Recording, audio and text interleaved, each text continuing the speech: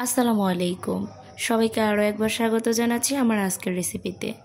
আজকে চকলেট পুডিংয়ের রেসিপিটা শেয়ার করছি, যেটা বানাতে কোনো রকম পানিতে ভাপ দিতে হবে না অথবা ডিমও ব্যবহার করতে হবে না। শুধুমাত্র 4 থেকে 5টা উপকরণ ব্যবহার করে এরকম একটা চকলেট পুডিং আজকের বানিয়ে দেখাবো।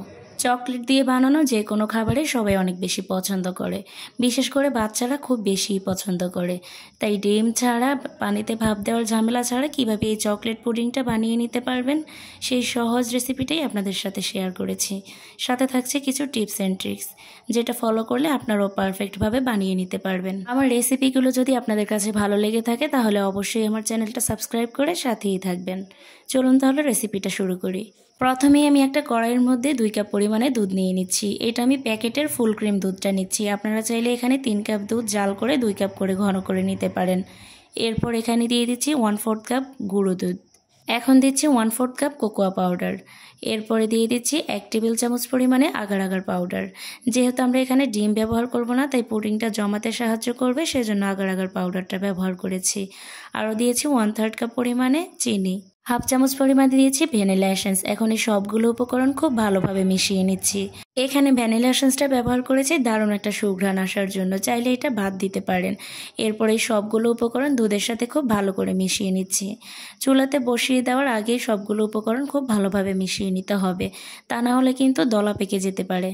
যেহেতু চকলেট পুডিং, তাই অবশ্যই এখানে কোকোয়া পাউডারটা ব্যবহার করতে হবে। আর চেষ্টা করবেন একটা ভালো মানের কোকোয়া পাউডার ব্যবহার করতে, যাতে করে কালারটাও খুব সুন্দর আসে আর বাজে একটা গন্ধ না আসে। সব কিছু খুব ভালোভাবে মিশিয়ে নিয়ে আমি চুলায় বসিয়ে দিয়েছি। চুলার আঁচটা মিডিয়াম আর লোয়ের মাঝামাঝিতে রেখে আমি অনবরতে নেড়ে চেড়ে নিচ্ছি। এখানে যেহেতু আমরা আগার আগার পাউডারটা ব্যবহার করেছি, তাই মিশ্রণটা অবশ্যই অনবরত নেড়ে চেড়ে নিতে হবে, তা না হলে কিন্তু নিচে দিয়ে লেগে যেতে পারে অথবা দলা পেকে যেতে পারে। আমি এখানে 2 কাপ ঘন দুধের সাথে যে উপকরণগুলো ব্যবহার করেছি, এটা শুধুমাত্র 2 কাপ দুধের ক্ষেত্রে প্রযোজ্য। আপনারা যদি দুধের পরিমাণটা বাড়িয়ে নেন তাহলে কিন্তু উপকরণগুলোও বাড়িয়ে নিতে হবে। এরপর আমি এখানে হাফ কাপ পরিমাণে ক্যাডবেরি চকলেটটা কুচি করে দিয়েছি। এখানে আমি ক্যাডবেরি মিল্ক চকলেটটা ব্যবহার করেছি। আপনারা চাইলে এখানে ডার্ক চকলেটটাও ব্যবহার করতে পারেন। এরপর আবারও খুব ভালো করে চকলেটটা দুধের মিশ্রণের সাথে মিশিয়ে নিতে হবে। চুলার আঁচটা কমিয়ে রেখে আমি প্রায় 10 মিনিটের মতো রান্না করে নিয়েছি। আর এই 10 মিনিটের মধ্যে আমার এই মিশ্রণটা একেবারে ঘন হয়ে এসেছে। ঠিক 8 থেকে 10 মিনিট রান্না করার পরে দেখবেন বড় বড় বাবলসগুলো ওঠা শুরু করেছে। তখন বুঝতে হবে আমাদের রান্নাটা হয়ে গিয়েছে।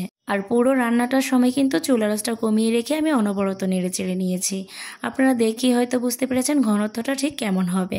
যখন এরকম হয়ে যাবে তখন গরম অবস্থায় থাকতেই একটা মোল্ডের মধ্যে ঢেলে নিতে হবে। এখানে আপনারা যে কোনো সাইজের মোল্ড ব্যবহার করতে পারেন অথবা বাটিতেও ঢেলে নিতে পারেন। যেই মোল্ডের মধ্যে আপনারা এই মিশ্রণটা ঢেলে নেবেন সেটা আগে থেকে একটু তেল ব্রাশ করে নেবেন, এতে করে মোল্ড আউট করে নিতে খুবই সুবিধা হবে। এরপর আমি একটু ট্যাপ ট্যাপ করে নিচ্ছি। তারপরে ফ্রিজে আমি 3 ঘন্টার মতো রেখে দিয়েছি।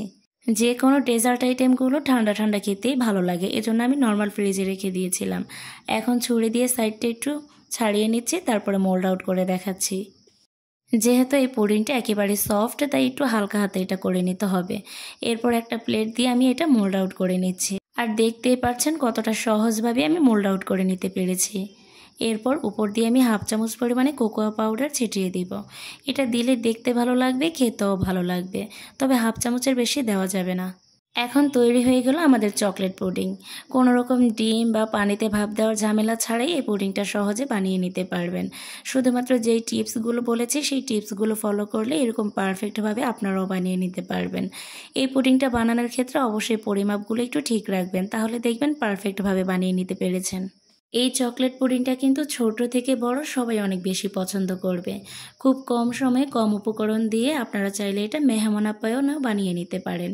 যে কোনো অনুষ্ঠানে কিংবা হুটহাট করে এই পুডিংটা বানিয়ে নিতে কোনো রকম ঝামেলার প্রয়োজন হবে না।